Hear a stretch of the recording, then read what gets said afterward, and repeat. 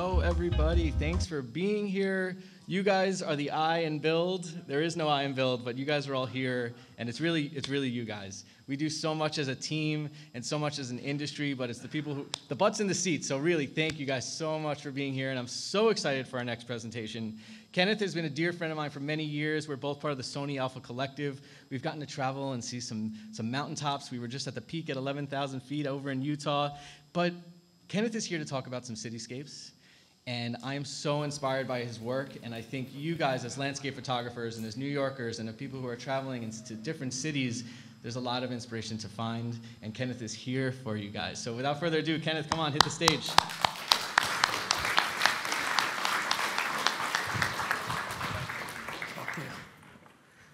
All right, good afternoon, everybody. That was very pitiful. Now, we have not been in the Javits Center in 4 years for a photo convention, and that's the best that you all could do.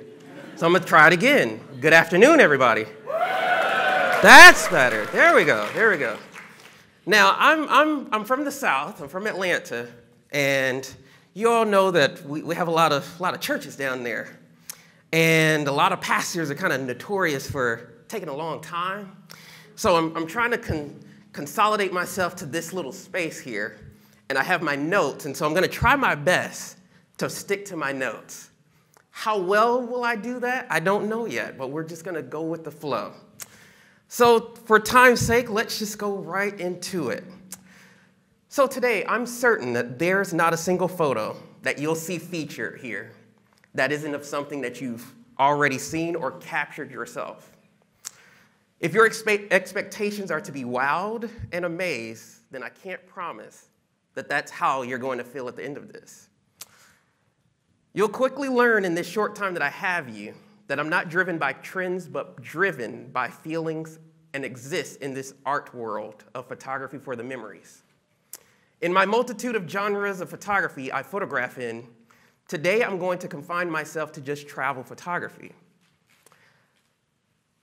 As a travel photographer, there were many directions I could take you today, and even now I'm still uncertain just where that might be and where we might end up together.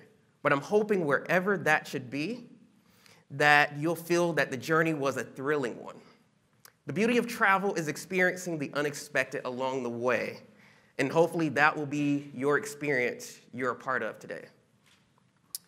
So to kind of get it started, something I've never had the opportunity of doing is actually sharing about how in the world did I even get here? You know, a lot of people, how many of you all actually know who I am and follow me online already? Okay, so we have a few, kind of half and half. So if you're familiar with what I do, you probably have seen my work for the last 5, maybe 10 years. But there's an era after that, or before that, that goes another decade. I've been at this for 23 years, and I don't look a day over 24. So going back and looking at my history, we have to go back to the year 2000 to an RV trip that I took with my great aunt and uncle, Marjorie and Jimmy Smith, and 3 cousins to Toronto, Canada, and Fairbanks, Alaska. So this is a photo that I actually took. And it's a very aged photo. Many of you, even those that have been following me for over a decade, have probably never seen any of these photos. So you're actually seeing photos from my history that I've never shared before. So much of my childhood was spent in this big bus, even a lot of my adult years. And every experience was truly a memorable one. Not always because of the places we visited, but the comedic element my family always brought to these trips. That alone is a presentation in itself. My aunt, whom with great sadness passed just in early May of this year, is the one who helped me get started in photography. She gave myself and my cousins on the trip these incredibly advanced cameras, which were truly revolutionary for their time. And I actually happen to have one right here in my pocket today. So many of you all may know this as just a regular old disposable camera, a Kodak Fun Saver. But that's what all of these pictures were taken with back then. In typical Marge fashion, she gave us simple instructions. All right, you guys, fill them up. That was the only instruction she ever gave us. At that time, I, of course, didn't know I'll continue filling up cameras for the rest of my life. Over the course of a decade, I had the opportunity to see some amazing architecture across 30 states and Canada, like the CN Tower that you see pictured in the middle, the Gateway Arch, St. Louis, Missouri, or some of the amazing castles that we found as we were crossing Canada. At this time, my imagery was simply to remember all of the places I would visit and be able to look back at those images and think of the stories I have of events that took place of my travels. Within that time, I finally did upgrade from this gloriousness here, and I upgraded to my first digital camera, which was a Kodak C613. And I obtained that camera in December of 2007. Another great aunt, Mary Blossomgame, gifted me that camera for Christmas. And this came right on time as I used this to photograph my events and friends during my final semester as a senior in high school. When that new semester started in January 2008, I was fortunate to be in an advanced economics class with an amazing teacher by the name of Pat Roberts. She happened to notice images I captured around school and thought I should consider a business in photography. Now, I'll be honest, I was a little naive. I didn't know that people could even have a job in photography, to be honest. I really did not know that. But I thought she was crazy for suggesting it, but I never questioned it because she never steered me wrong once since I've known her. She thought I should place my images online and just see what the response would be. A few months after this, she helped me start my business as a graduation gift. I thought there's no way I can operate a business or even know where to start. I thought I'll go off to college and let it go and follow my dreams of going into meteorology, physics, or computer science. Clearly, if I'm standing in front of you today, you kind of know what route I decided on taking after all. And that would be 14 years later. So in looking, I wanted to put the faces to the names that I've called out. These are the 4 people that I mentioned to you, and I've never had the opportunity to mention them publicly and share my thanks on stage about them, and I wanted to do so today. Because many times in life, we continue with our lives and forget about where we came from and those who helped us get us to where we are. It's also why I mentioned them by name, as I want you all to know these people and the impact that they had on my life. What a blessing they've been, and I'm grateful for what they've given to me and allowed me to be where I am today to teach and encourage millions over the years. So, getting into it, my real first admiration for architecture came 10 years ago, here in this very city, with my first trip being in November 2013. Now, I was someone that admired the Twin Towers at the World Trade Center. Can anyone even think of why I had such admiration for the Twin Towers? Probably no one would ever guess it. It was because of Home Alone 2, Lost in New York. I had a desire to visit the towers then after. Unfortunately, that didn't transpire. But after the fall of the iconic towers in the city, I continued to learn about the towers, the designers behind them, their construction and methods for creating those towers. Towers that were actually hated before they were even built. But once they were gone, they were towers that people of New York could never forget. So with the building of the new World Trade Center complex, I said that the first place I must visit is the World Trade Center. I didn't know how this would happen prior to the time, but as fate should have it, I was on a road trip to New York from Atlanta with my god sister and brother. And the place that we stopped at upon arriving and where my feet would touch the ground first here in this city was in fact at the World Trade Center. 10 years later, one could say I may have become a little bit obsessed with the World Trade Center complex, particularly with the One World Trade Center itself, and having more photos of that building than anything on Earth. Don't believe me? Well, let's take a look at a few of them. So here we have one that I absolutely love that is captured from the Brooklyn Bridge.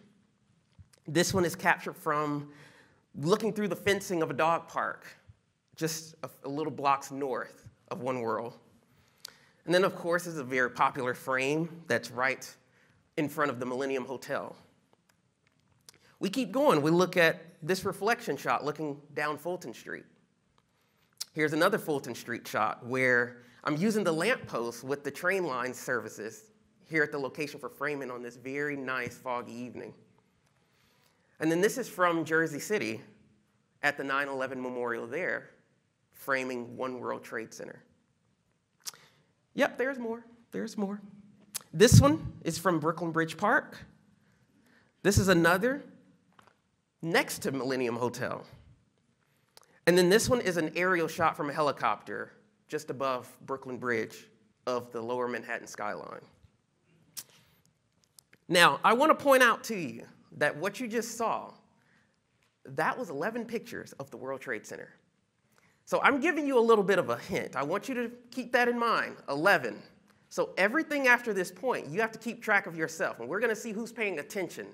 How many times does One World Trade Center appear in this presentation?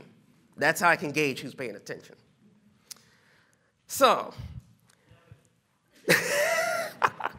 you don't get anything for reciting what I just said. So, this is just scraping the surface, but I'm giving you that total now. So, I guarantee you this building is going to appear more times than you all get alerted in your email of your bill is due. So just keep that in mind. So let's get to the main question at hand. So what is the key to artistic architectural cityscapes? Now, there's so much that I can fill in between all of this, but for time's sake, we're just going to keep on moving. For me, the first is the beauty of architectural photography in general is the admiration for the architects who have the vision, the mindset to dream, to create and place on paper these masterpieces that thousands then bring to life in a physical structure. As a photographer, it's one artist admiring the work of another artist.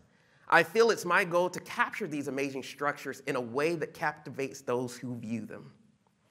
Not only by the photograph and editing itself, but for the art of the majestic creations that they are.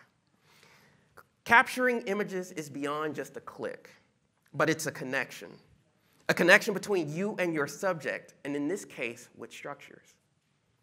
What is it that motivates you to capture a building? You may ask, what moves me to capture so many images of One World Trade Center? It's because I had an admiration already established for the building to where it became a part of me.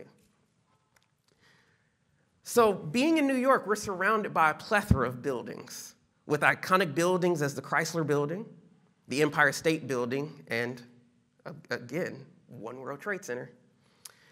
There's also amazing buildings such as our transit stations.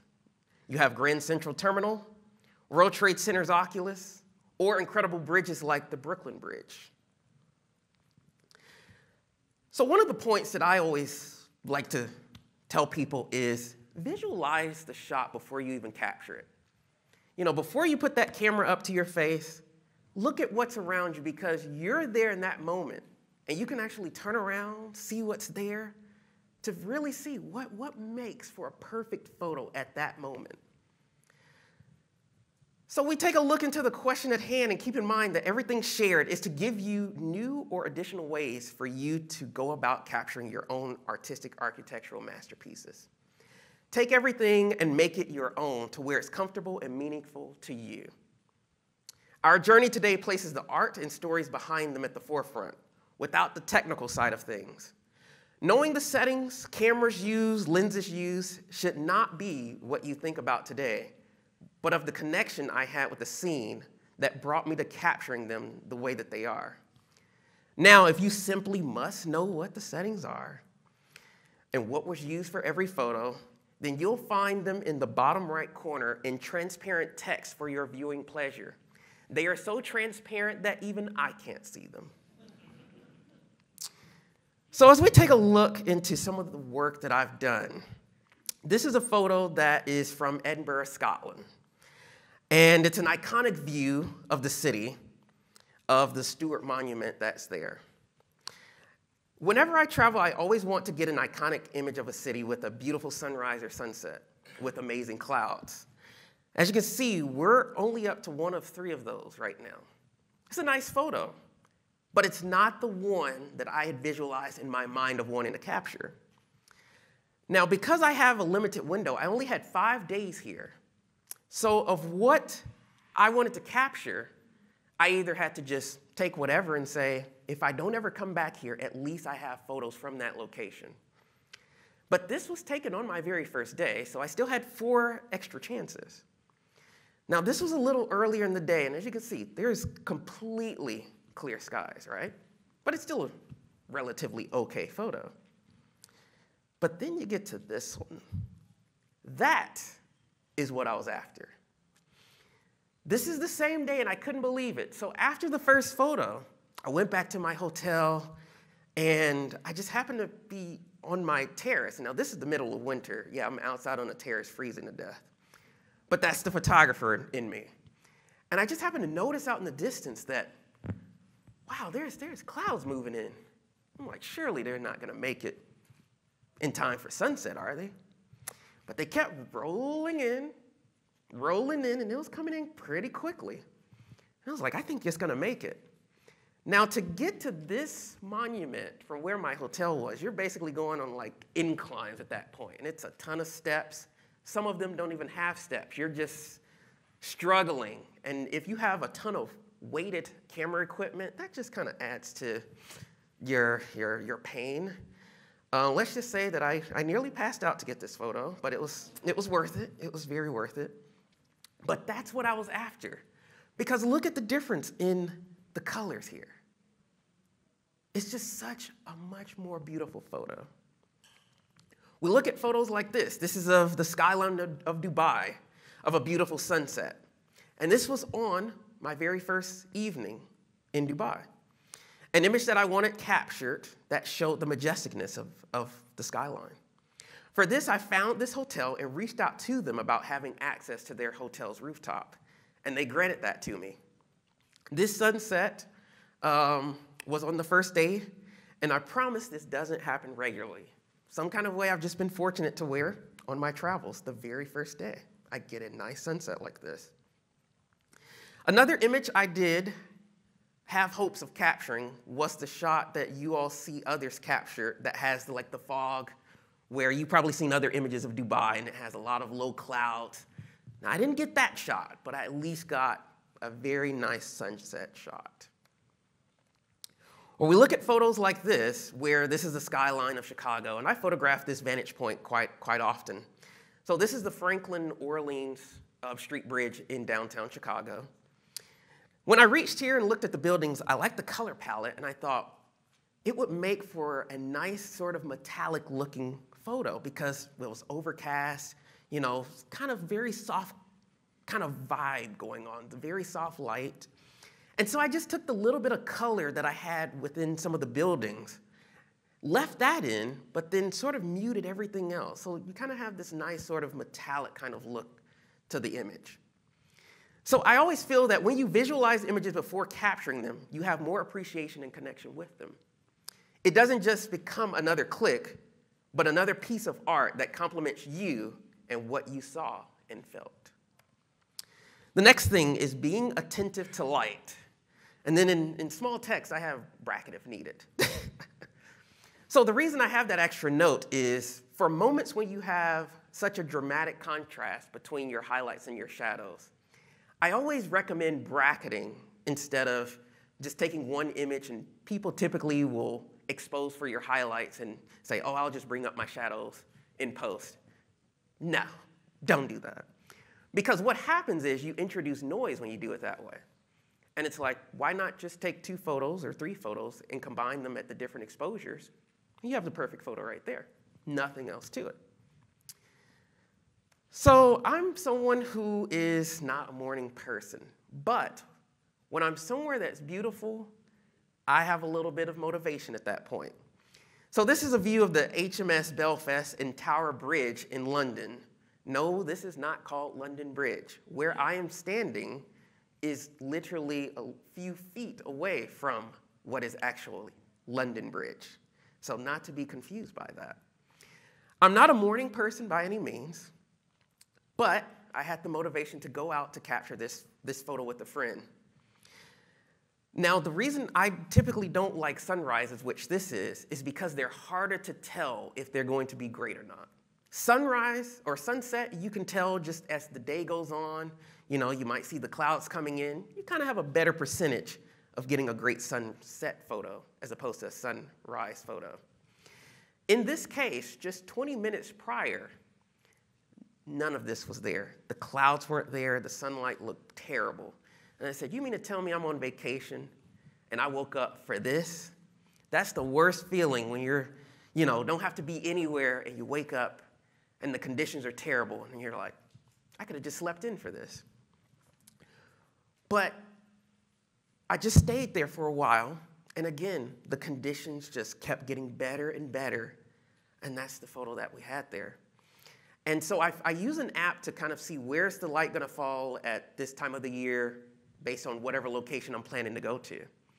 And so I put it in and saw where it was gonna be the best, and I said, okay, we're gonna go here, and we're gonna see what can we capture. And that's what we came up with. So I was happy about that. But again, I wanna reassure you, this does not happen often. So let's take a look at some examples of where I take a photo just to take it in the event that if I never come back here, I at least have that location in my portfolio. So this particular day, I'm taking a photo of the old City Hall building in London, and then you also have the Shard that's there in the background as well. It's an okay photo, I guess. But the colors are not what I like. They're not my signature colors. And so, but I took the photo anyways. Days later, I decided to go back because I just happened to be walking around the area and noticed, wow, the light is really nice this evening. And this was the result. Big difference. We even got a nice little plane between the bridge there. It's just so different in terms of when you go out taking images throughout certain periods of the day. Now, a question that I'm always asked is, people see my pictures and they're like, what is your secret? And I'm like, I really don't have a secret. I pretty much am an open book. I teach everything that I do. But I think the secret is just, if you notice most of my images, they're all taken at the same time of day. That's how I get my unique colors, sunrise or sunset. So when I go into post and edit those images, I can really pull the dynamics of those colors, the contrast, to get the images that you see. Whereas that photo on the left doesn't look that great. But the one on the right, that's great. So here's another from Dubai. Now, I was almost late in getting to this location. I don't even have to look at my notes for this story, because this was a priceless one. So this marina in Dubai has a waterfront, and you can actually walk around the entire waterfront. And so the location that I wanted to go, I'd seen this location before, and so I used Google Maps to kind of drop the little guy and walk around virtually to figure out where I need to go. Apparently, I dropped him in the wrong spot, because what ended up happening is, if you look on the far left of the frame, the walk path actually goes that way, but I came from the right. I crossed 3 streets. I don't know what kind of buildings I went through. I walked for a good 45 minutes to take this photo and sit there for sunset. At the end of sunset, as I was leaving, I decided to go out the opposite way. Would you be surprised that had I gone the opposite way from the start, it was only 5 minutes to this spot instead of 45 minutes? I was not happy.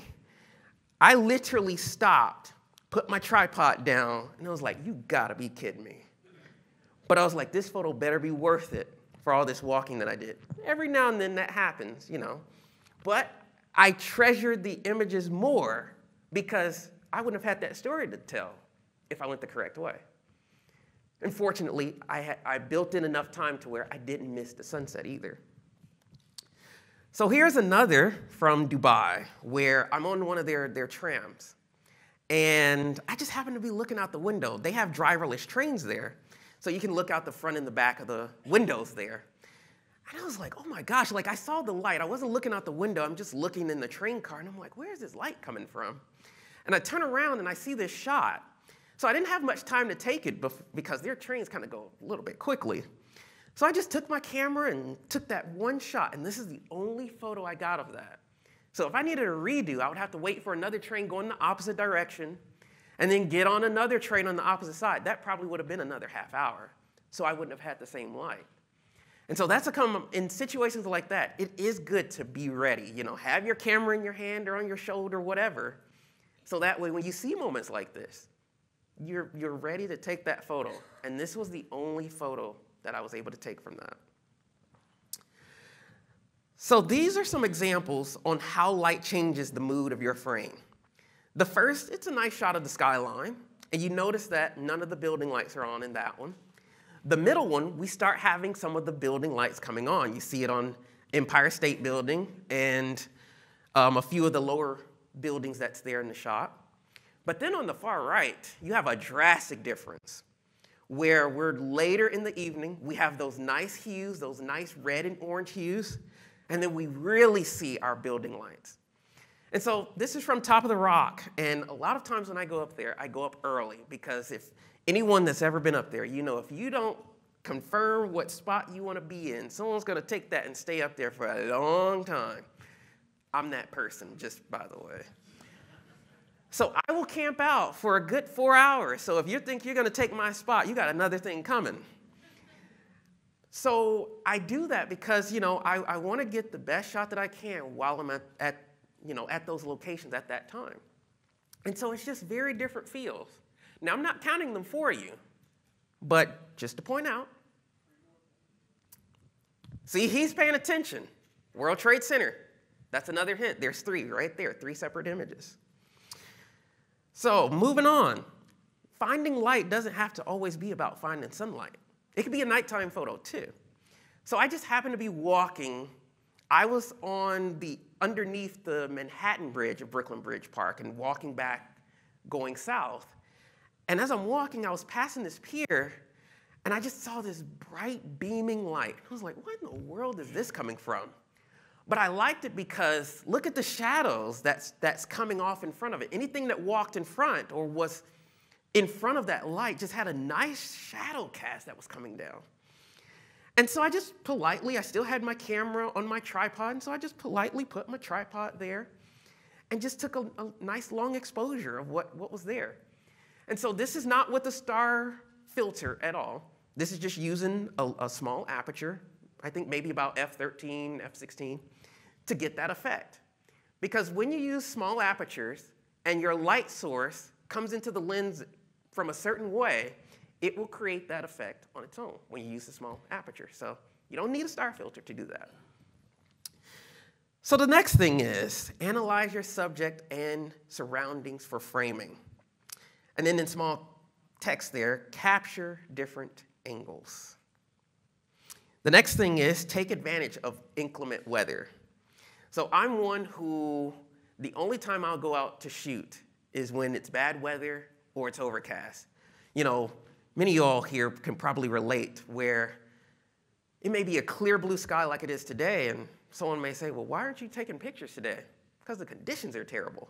You know, you get the washed out colors. I mean, it's bright.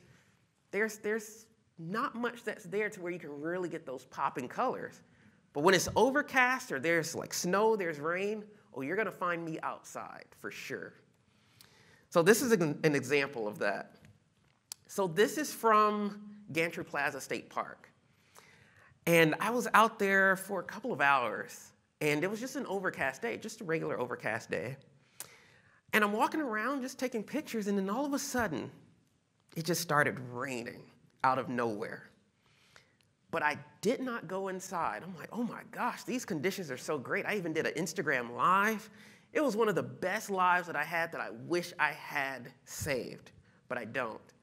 But just look at the sort of moody feel that you get from this photo. You know, you got the low clouds. You know, it's a very mysterious looking photo. And so I pulled back to where you see the focus can go anywhere. Is it whatever this framing is of the pier that's in the shot, that's the subject? Is it the skyline that's in the background? You can make up your mind as far as what's the focus of this image. And I feel like that's the beauty of these big, majestic architectural cityscape images. People's eyes can go wherever you direct them to based on what you capture in the frame. So here's another utilizing inclement weather. Now, this case I actually was covered. This is from my balcony of where I was staying in Miami. And I was photographing some sunset images when all of a sudden these low clouds came out of nowhere and it just was a torrential downpour. My cameras get wet. I definitely take my gear through a lot. They've suffered a lot. And I have one of my girls over here on stage. For those that know me, you all know that I named my camera. So this is little Ariana that's over here. And Aaliyah is downstairs, so I do have my twins with me. But I definitely take them into some places that they probably shouldn't be. Probably a little rough on them than what I should be, but they've never failed me, so I love them for that. But just another case of, you know, taking advantage of the inclement weather, because that just gives you such a unique viewpoint.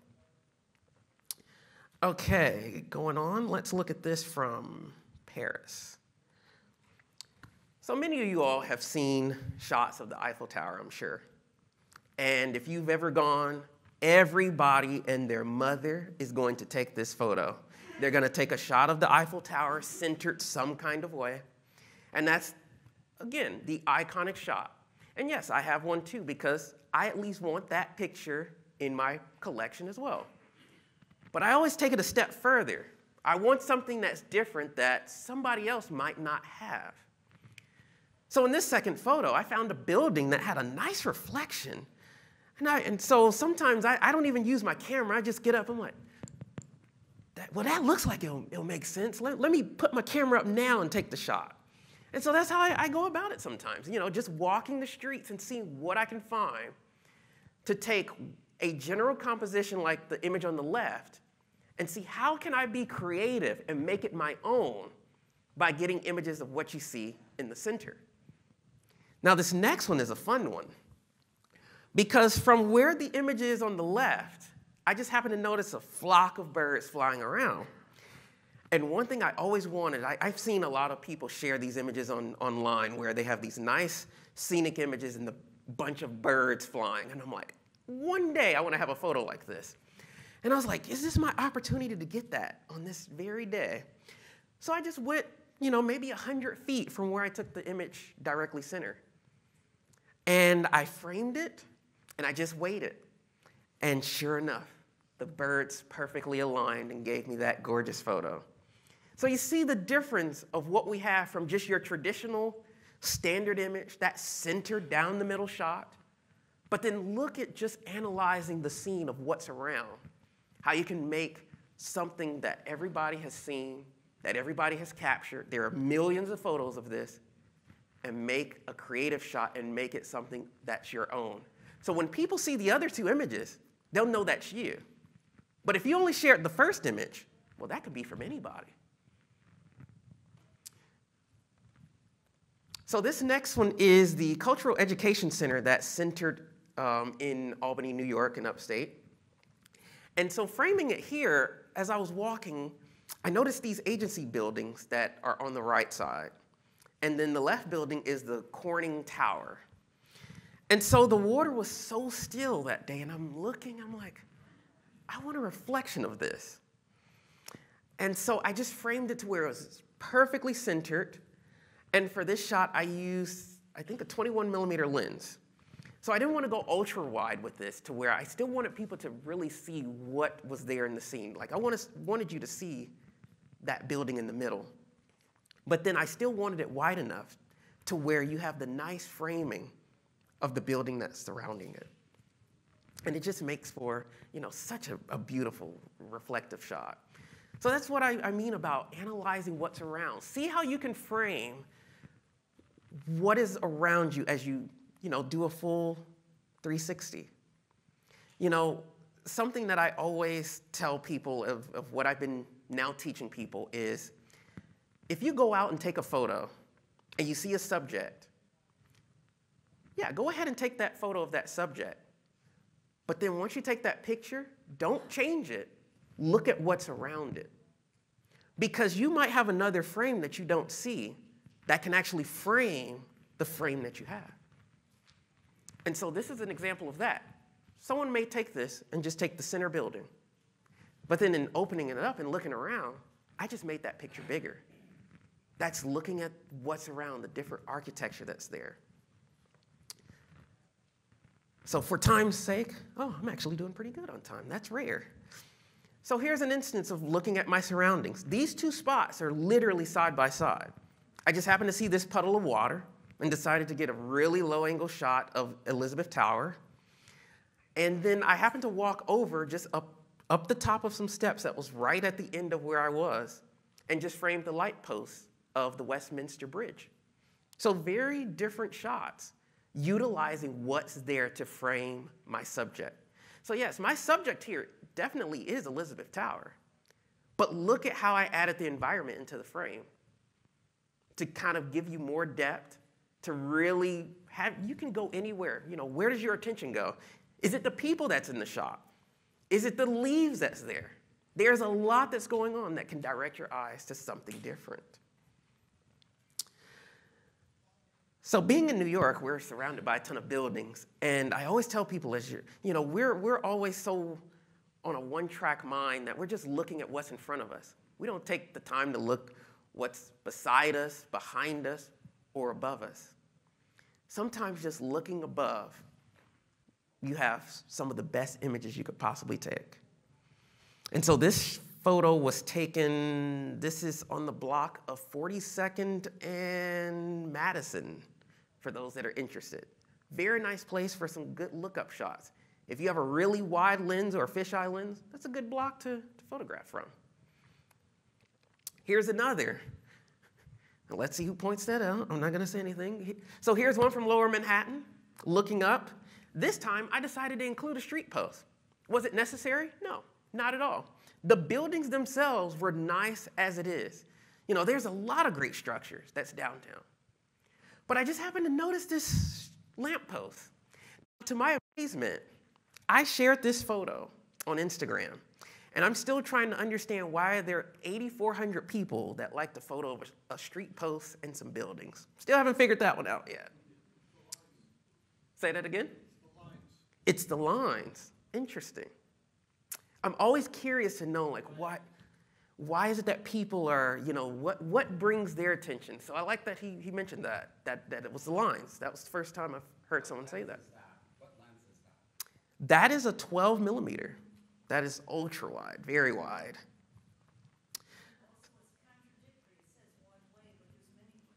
Exactly. I didn't even notice that. Very good. Oh, see, we all see something different in that one photo. I took the photo, but at the time, it's like, I'm just looking because it's something different. I'm looking up. There's a lot happening. But in just 3 different people, they all saw something different from that one photo. That's the beauty of art. We all see something different. There's no right or wrong behind it.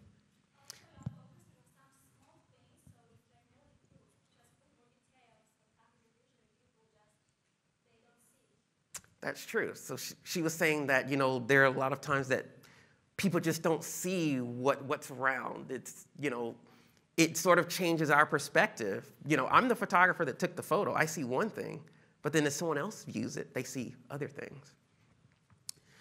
So kind of segueing into the focal length question. Determine the focal length and lenses. Why is this important? Well, for one, I own 14 lenses. And if you're like me who loves using prime lenses, then you're not able to carry all of those lenses. So you really need to know what do you need to take? Emphasis on need to take. Because a lot of times we'll take a whole bunch of extra stuff, and what do we end up doing? We only use one lens, but yet we have 8 lenses in our bag. So it's like really understand, view things based off the focal length. Some people wonder how I do that. I actually have this wonderful young lady here on the front. She's one of my workshop attendees.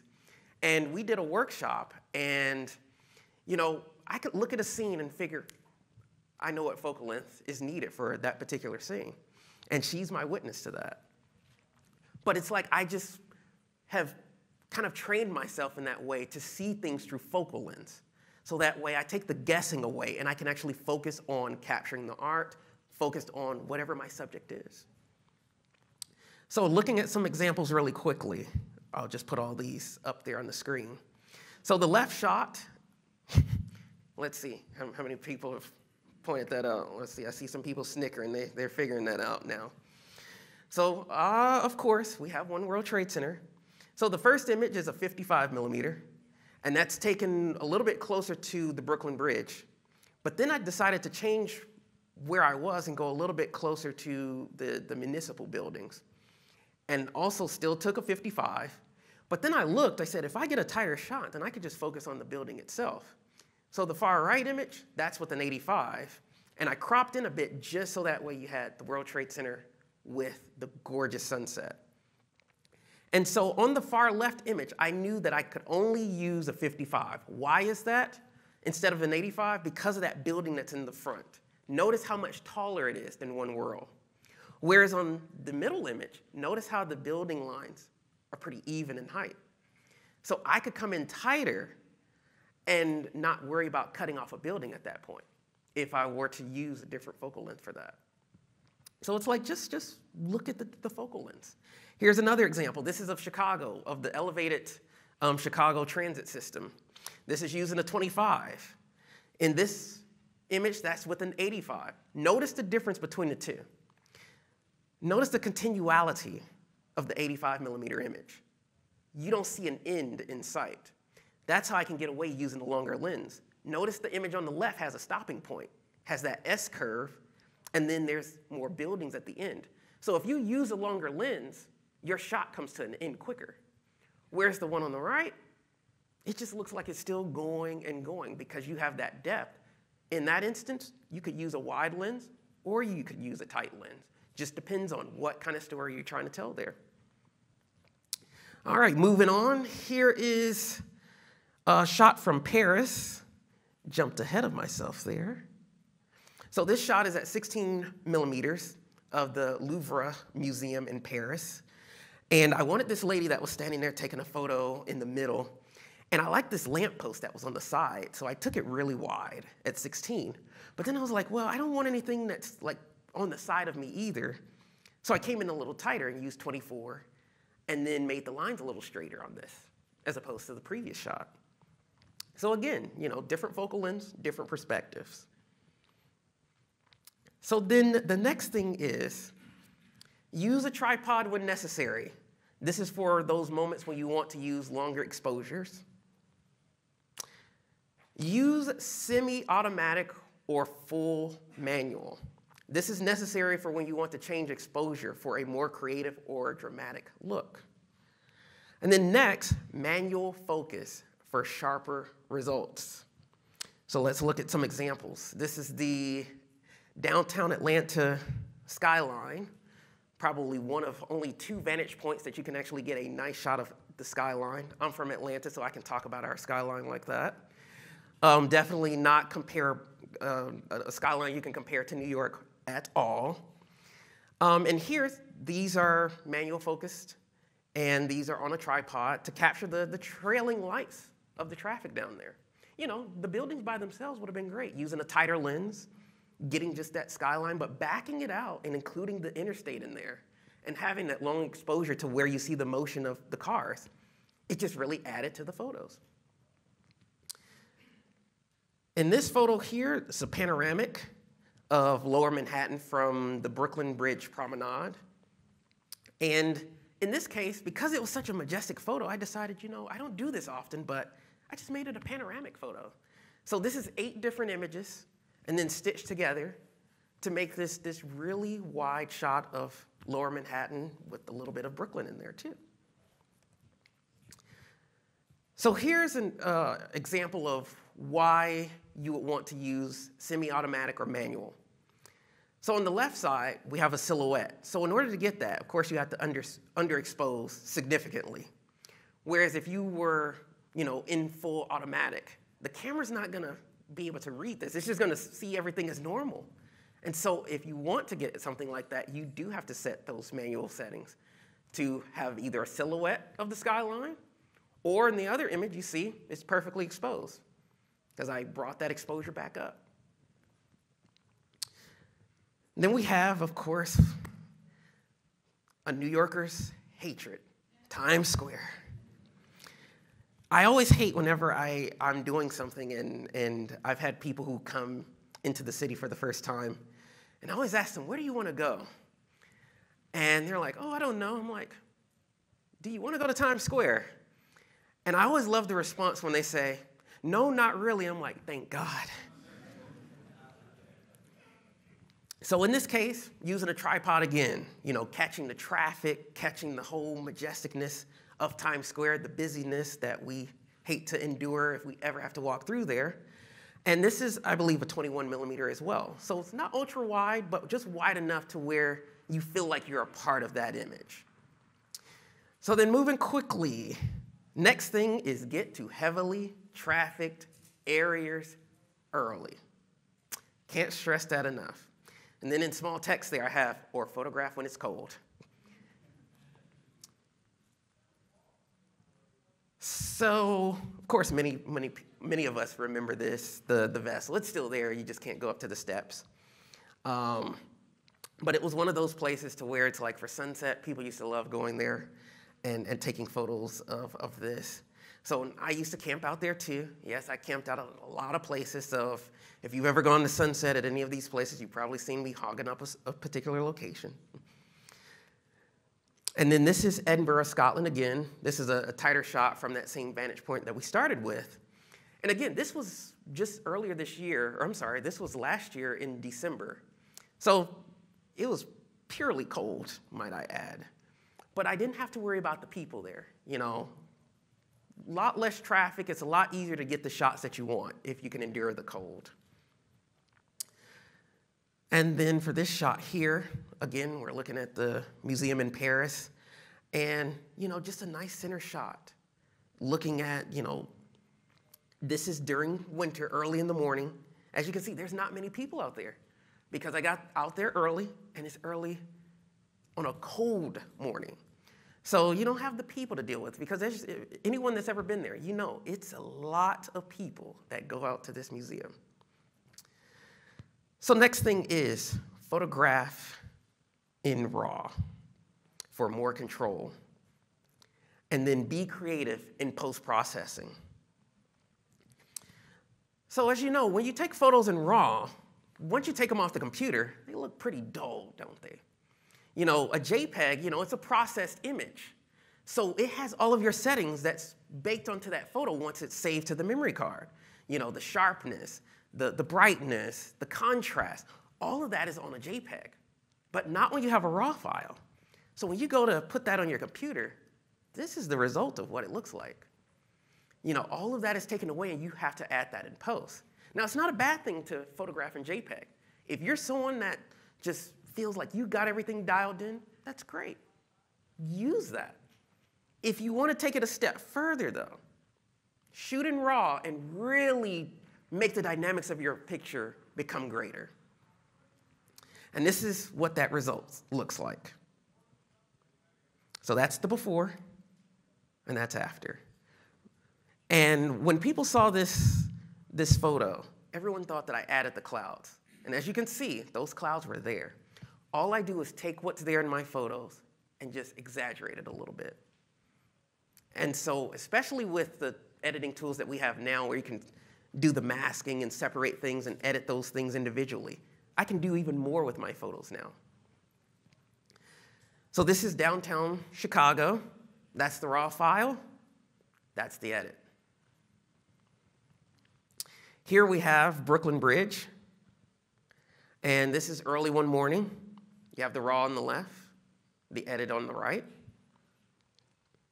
And then there are instances like this, where you have a photo, pretty okay photo, but then do something creative with it.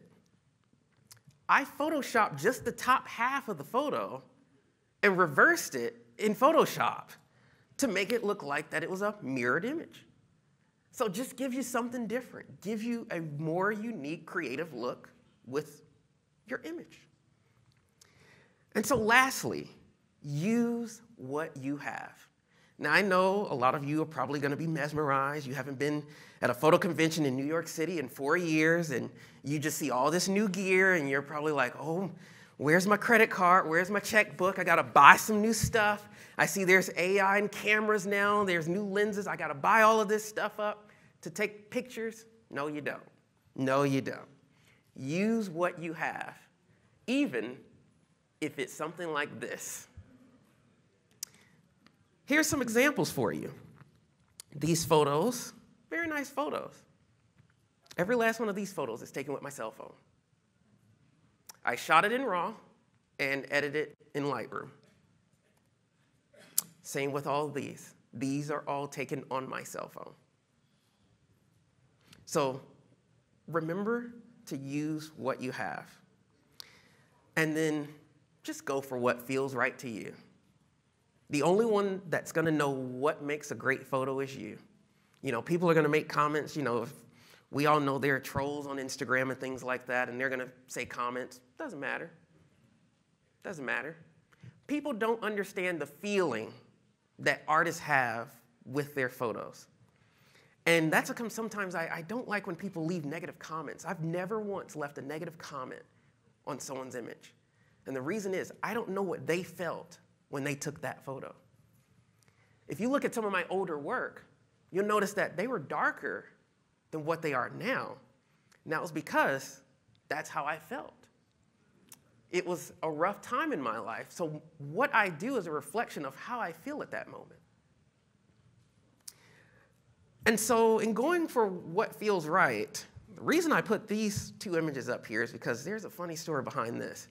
So focusing on the image to the right first, this is, I don't know if you all have been to that new area that opened up just maybe a couple of months ago. That's where you can actually walk underneath the Brooklyn Bridge from the Brooklyn side. You could always do that from the Manhattan side, but you couldn't do that on the Brooklyn side. But now you can. You can go all the way around that pier. And so that right image is from underneath that. And it was a great photo. But then I came over to my right and came to where this left image is. And you notice there's some stuff on the lens, right? I wasn't planning on that. That just kind of happened. And I just want to point out that I actually had just came from church that day. So I was in a full suit. I'm in a suit and there's water on my lens. So you kind of see where I'm going with this. I got drenched with water because a water taxi sped by and sped very closely. It was probably hilarious for the people looking at me taking the photo, sure. And I was drenched, like my cameras got wet, like they had a nice saltwater bath, unfortunately. One of my cameras even started acting up. I'm like, oh gosh, I've never had that happen before, but it fixed itself. So let's hope I don't have any issues with it. But I liked the shot because I'm like, most people, if they saw that the water was coming up on that pier, they wouldn't even chance it. But I got that shot because I was willing to get my church clothes wet. And it was worth it. So I was like, I'm going to show that photo during this presentation because I got wet for that. So it's going to be seen by somebody. So in coming to the end, to those who are observant may have noticed that I didn't personally introduce who I was or what I do. And that was done purposely. For starters, I didn't want to take up valuable time that could be spent sharing about what I know, what I love, and what just feels good to me. My hope was for my storied career and this journey I took you on for 45 minutes, at least I hope it's still 45 minutes, and allow you to formulate your own biography of who I am as an artist and as a person. But if you must know, this graphic gives you a great visual to the kind of artist I am at the very least. So some final words to remember is by who I got into art from back in the mid-90s, Bob Ross. You can do anything here. The only prerequisite is that it makes you happy.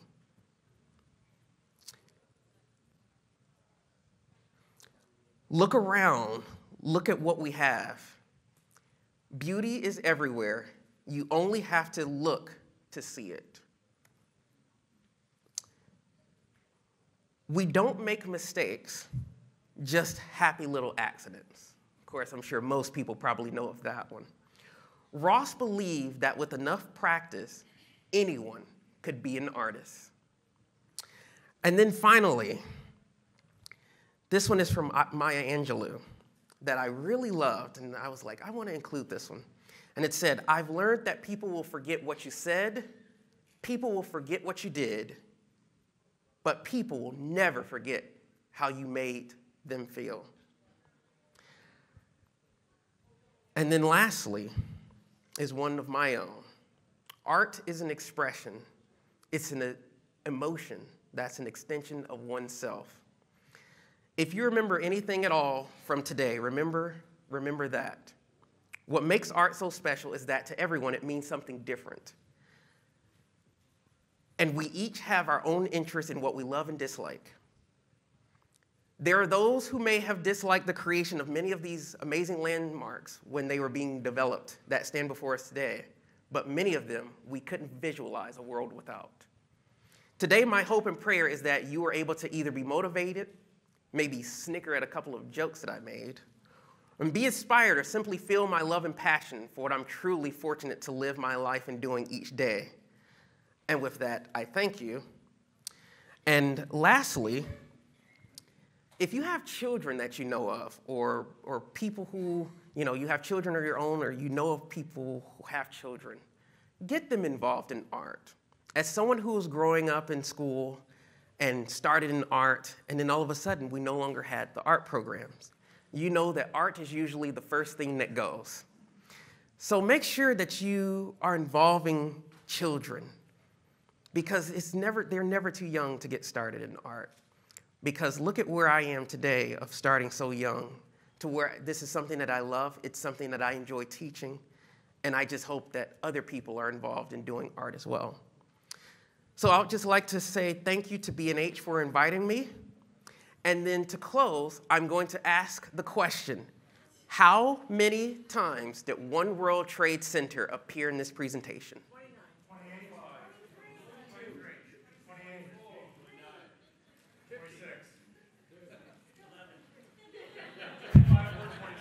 27.4. The exact number for how many times the One World Trade Center appeared is 26. Nobody got it right. With that, I thank you, and thank you, B&H, for having me.